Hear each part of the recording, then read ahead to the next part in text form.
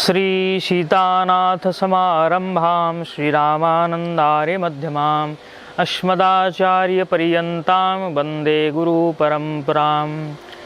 नीलाचल निवासाय नित्याय परमात्मने बलभद्र सुभद्राभ्यां जगन्नाथाय ते नमः। जय जगन्नाथ। भगवती महालक्ष्मी के द्वारा आदेश प्राप्त होने पर पुरुषोत्तम क्षेत्र की महिमा का वर्णन सुनते हुए भगवान ब्रह्मा जी और भगवान यमराज जी अपने अपने लोक को पधार गए।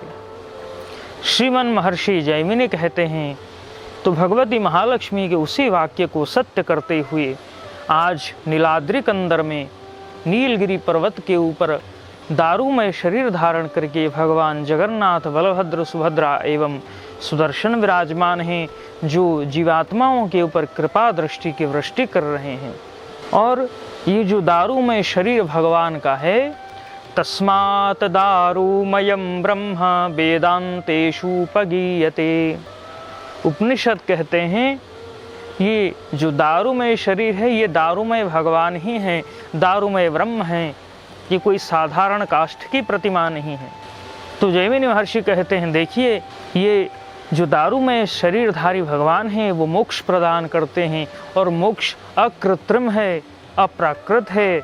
लेकिन ये जो काष्ठ है, काठ की कोई मूर्ति, वो तो प्राकृत है। तो ये प्राकृत मूर्ति अप्राकृत मोक्ष को कैसे दान कर सकता है? इसलिए वो स्वयं भगवान ही हैं। इस बात का उदाहरण देते हुए एक सुंदर प्रसंग उपाख्यान प्रस्तुत करते हैं। एक बार कुरुक्षेत्र में दो मित्र थे, पुंडरीक एवं अम्बरीश। तो दोनों क्या कर रहे थे? बाल्यकाल से बहुत घनिष्ठ मित्र हैं, लेकिन जितने पापाचार, दुराचार, अनाचार, व्यभिचार सब में बचपन से ही आधी उम्र बीत गई, उसमें व्यस्त हैं। आज तक कोई सदाचार नहीं किया, ना परलोक की भी चिंता की। एक बार घूमते घामते हुए एक बार जा रहे थे, तो सामने श्री यज्ञनारायण भगवान का दर्शन हुआ। तो जब यज्ञनारायण भगवान का दर्शन हुआ तो दूर से ही देखकर मन में थोड़ी ग्लानि हुई और पश्चाताप होने लगा, और वो सोचने लगी कैसे इससे मुक्ति पाया जाए। हमने बहुत अपराध किए हैं, और कदाचित शास्त्रों में भी क्या हमारे इस उद्धार का, मुक्ति का उपाय वर्णन है? ये सोचते हुए वो आगे गए। वहाँ जो ब्राह्मण लोग बैठे थे उनको प्रणाम किए, अपने दुख के बारे में, अपने प्रसंग के बारे में उनको बताए।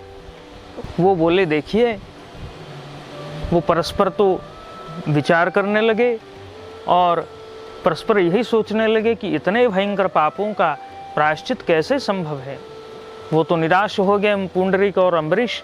लेकिन एक वैष्णव ब्राह्मण उसी सभा में थे, वो वक्ताओं में श्रेष्ठ थे। वो कहने लगे, नहीं, अगर आप प्रायश्चित चाहते हैं और सत्य रूप से अपने अपराधों से मुक्ति चाहते हैं, तो एक जगह का नाम मैं बताता हूँ, क्षेत्र का नाम, वो है पुरुषोत्तम क्षेत्र। वहाँ आप जाइए और नीलाद्रीनाथ भगवान का शरणागत होइए।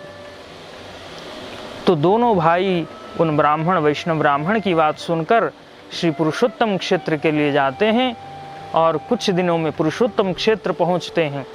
वो दक्षिण समुद्र के तीर भाग में जो पुरुषोत्तम क्षेत्र है वहां पहुंचते हैं। भगवान श्री जगन्नाथ के मंदिर के निकट जाते हैं। मंदिर के द्वार देश में पहुंचकर भी भगवान का दर्शन नहीं हो पाता है। चारों तरफ अंधेरा ही अंधेरा दिखाई देता है। क्यों? क्योंकि उनका अपराध इतना है कि उनको भगवान का दर्शन नहीं हो रहा है। तो वो बोले, नहीं, हम आए हैं तो भगवान का दर्शन करेंगे। तो बिना खाए पिए हुए, निराहार रहते हुए भगवान की साधना करी। 3 दिन बीत गए। तृतीय दिवस को रात्रि के समय भगवान ने ज्योतिमय स्वरूप से उनको दर्शन कराया। जो पहले से ही जैमिनी महर्षि कह रहे थे कि ज्योति प्रकाशो भगवान साक्षात नारायण प्रभु कथम दारूमयं तस्मिन् आस्ते परम पुरुषः।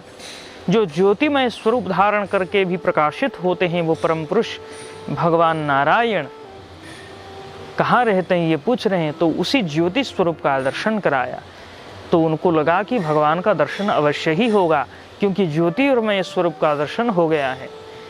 तो ऐसे 7 दिन बीत गए। सप्तम दिवस मध्यरात्रि के समय अपने ही ज्ञान चक्षु से भगवान ने उनको दर्शन दिया और भगवान का सुंदर झांकी का दर्शन किया। भगवान रत्नमय पादुका के ऊपर चरण रखे हुए हैं और शंख चक्र गदा पद्म धारण किए हुए हैं। बाएं हाथ से भगवती लक्ष्मी जी का आलिंगन किए हुए हैं। लक्ष्मी जी तांबुल वाटिका प्रदान कर रही हैं और सुंदर भाव से सम्मुख भाग में देवर्षि नारद, सनकादि मुनीश्वर, प्रहलाद आदि प्रमुख वैष्णवगण उपस्थित हैं।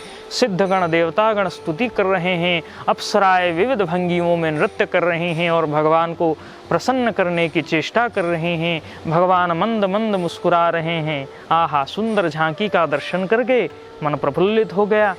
और कुछ समय बाद फिर जब आँख खुली तो इन्हीं चर्मचक्षु से भगवान का साक्षात दर्शन भी हुआ। वो देखते हैं कि दिव्य रत्न सिंहासन के ऊपर शंख चक्र गदा पद्मधारी पीतांबर पहने हुए, गले में कौस्तुभ माला वैजयंती माला धारण किए हुए, वनमाला धारण किए हुए भगवान विराजमान हैं और वाम भाग में लक्ष्मी जी को आलिंगित किए हुए हैं। उनकी बाईं ओर श्री सुदर्शन चक्र विराजमान हैं और दाहिनी तरफ श्री बलराम जी शंख चक्र गदा पद्म चतुर्भुज स्वरूप से नीलांबर धारण किए हुए हैं। आहा, सुंदर स्वरूप है उनका।